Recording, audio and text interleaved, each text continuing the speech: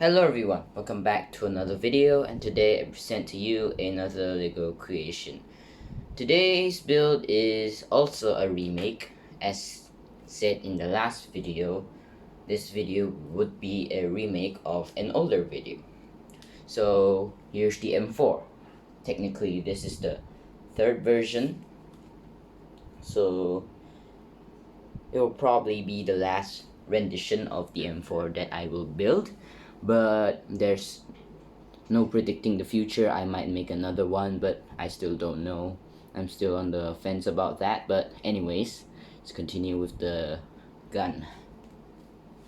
So first of all, you could see that the handle or the pistol grip is a similar to design to the SIG 3 SIG MPX SIG 3 MPX, I think it's called. I don't really remember the title, but yeah, the pistol grip design is similar to the design that I used on my MPX, but with a bit of change.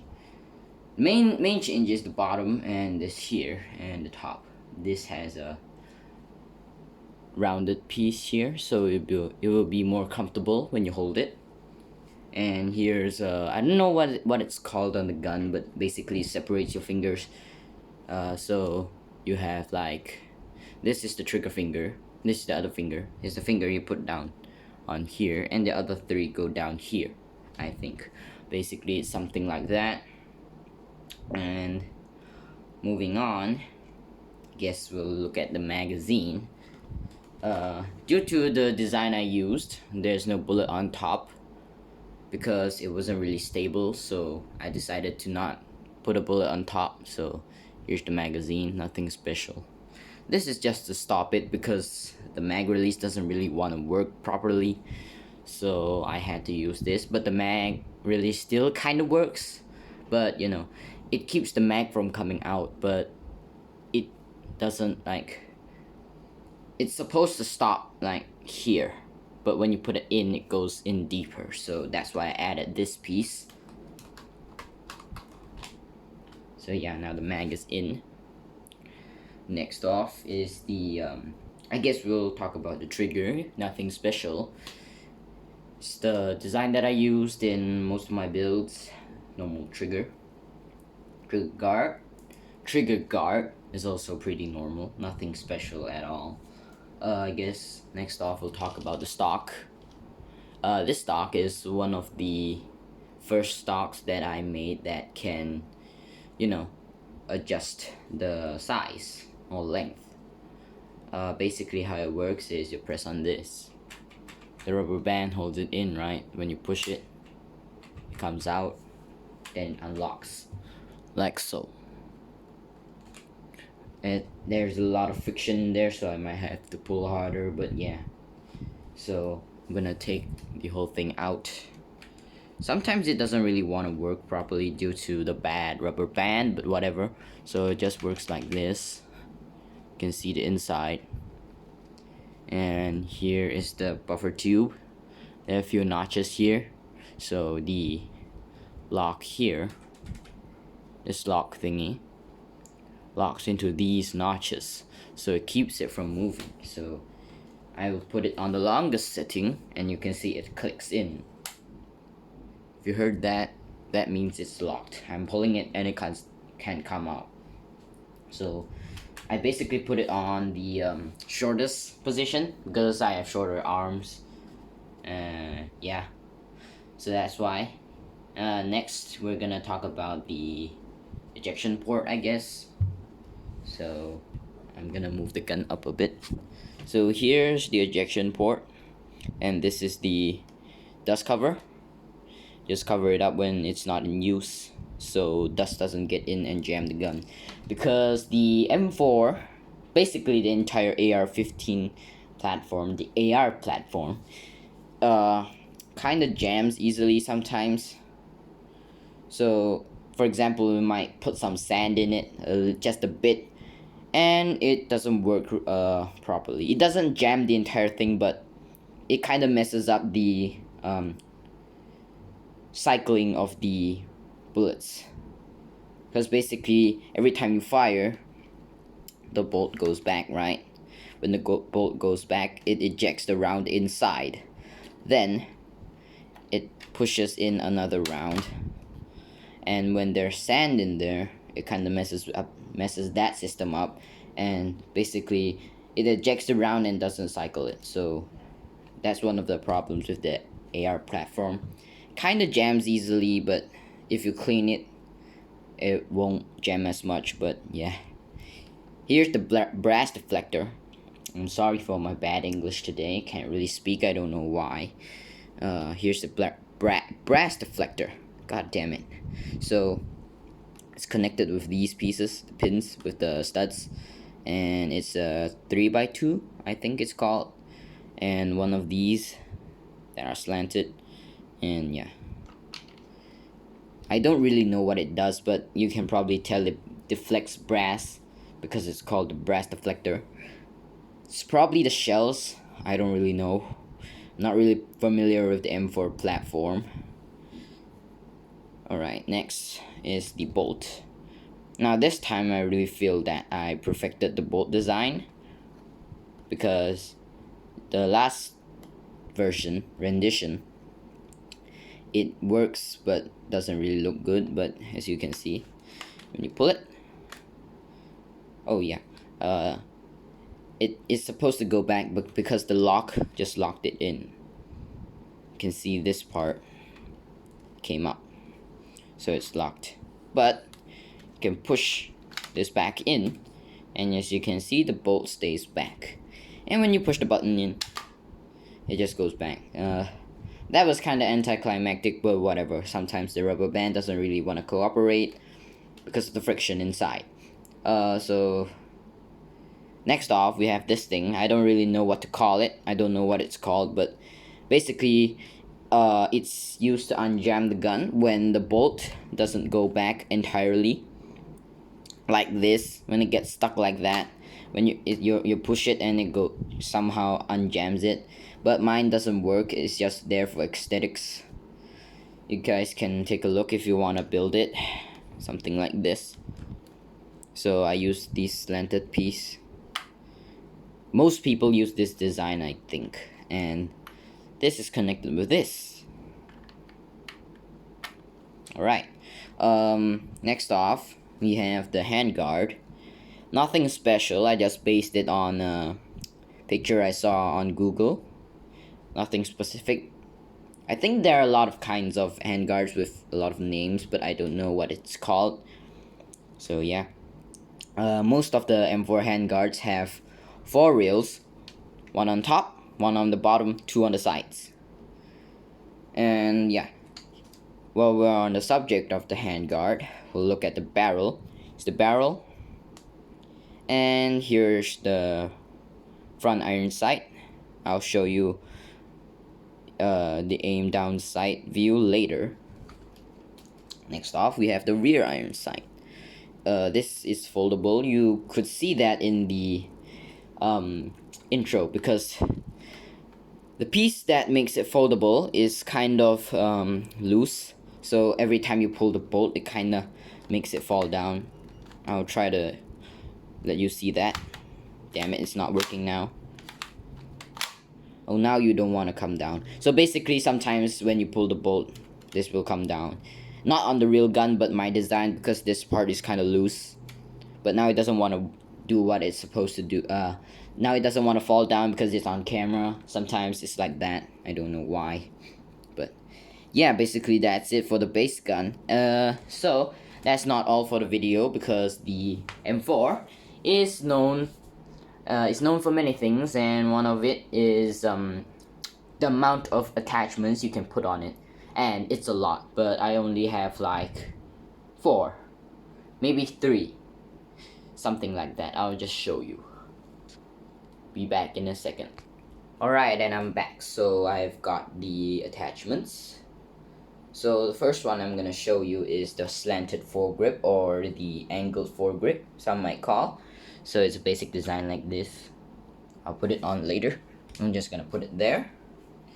Next off is a scope. This is my poor attempt at making an ACOG scope, but I still like it. It doesn't look like the ACOG, but I think it looks cool. I like the shape. So yeah, I'm gonna put it up here. Now we have the muzzle brake. This design is based off one of the pictures I saw online.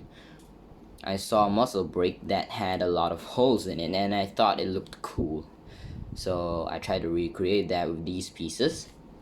So we're gonna put it here. Here we have a laser and flashlight combo. They are working buttons. The top one doesn't really work a lot because the spring is kind of big and doesn't really go back a lot, but it still works. It doesn't have light, but you know, it's just pretend. So it's a laser and light combo. I'm gonna put it up here. So now I'm gonna put on the attachments. So give me a moment. Alright, so here we go. The attachments are on. So the scope goes on where the scope is supposed to go. The angle foregrip, you can actually put it in a few positions. Because of my short arms, I decided to put it in the nearest position. So basically what a slanted foregrip does is, well, it's basically what it's called. So normally people would use normal foregrips, which is basically just a stick that you can put on the gun. You can hold, because normally you just hold the gun with two hands. Well, you can still hold it with two hands. What am I saying? Let me rephrase this. So normally, while you hold the gun with two hands, the other hand goes on the barrel. So it isn't really stable. Well, it is, but there's a way to make it more stable, and that's with a foregrip. You just hold it. So yeah, and different foregrips make it more stable in different ways, and the slanted foregrip is one of them. You don't need to hold it, you just rest your hand on the slanted part, and it's actually pretty comfortable. I like it a lot. I would usually use it, well, in video games and etc., but you get the idea. Next of all, the laser and light combo.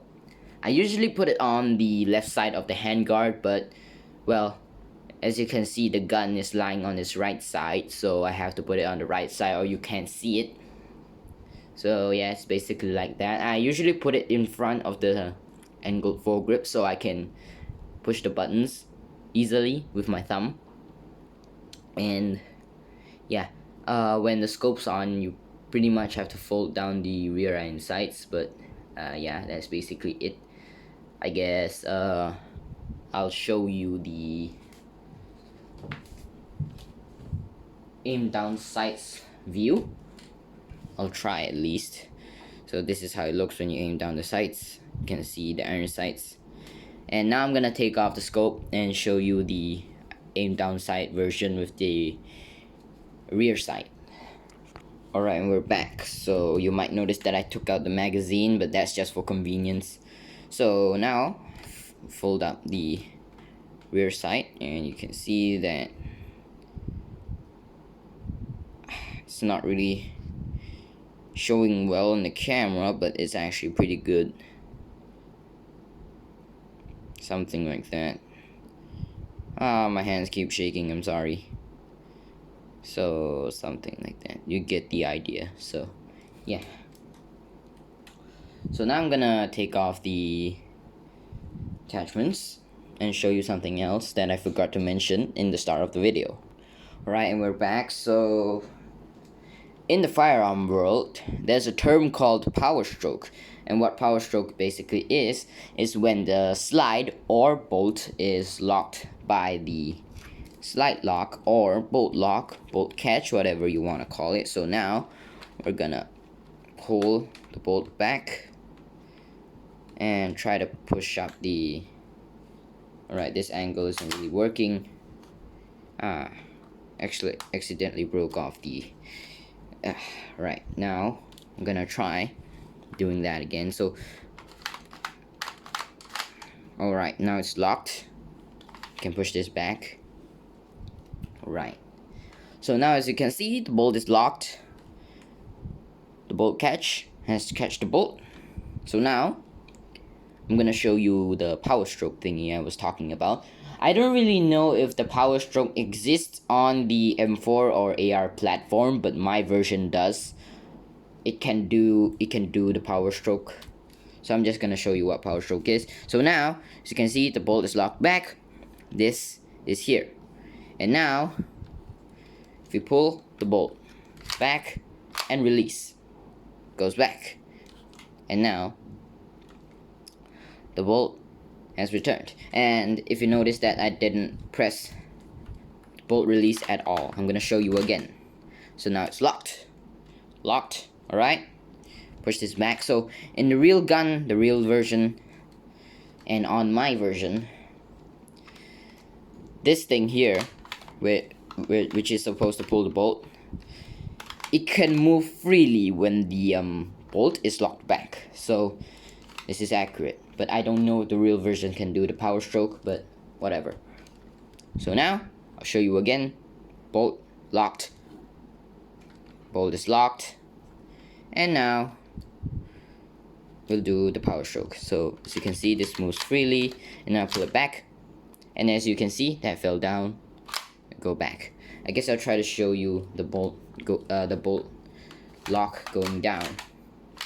Alright, now the bolt catch is in the locked position, so that means it caught the bolt, and whenever I do the power stroke, it's gonna fall down, and when it falls down, the bolt goes back. So as you can see, it's not down, it's up. So now we pull it. Pay attention to this thing. Pull, and now it went down. That means when release, the bolt goes back. So yeah, pretty cool, I know. Again, I don't really know if that's available on the real AR platform, but whatever. It's cool, I like it. So yeah, that's basically it for the video, and I have a few things to mention. The channel has reached 90 subscribers, and you know, as said, I'll do a 100 subscriber special. So if you guys want to see that earlier, you know, get people to sub or whatever you want, just do whatever you want, you know. So I guess I'll tell you what the 100 subscriber special video is gonna be about. So in the past few videos, some people have been asking me to do, you know, tutorials for some guns. You know, I really want to do them, but it takes a lot of time. So I guess I'll do a tutorial on a simple pistol. I'll teach you guys how to build a pistol. So yeah, if you wanna see that earlier, you know, get people to sub or anything. If you don't want, you know, you can do whatever you want. But if you want to see it earlier, you know, you could tell people to sub. So yeah, just remember, pistol tutorial is gonna be the 100 subscriber special. So stay tuned. Bye.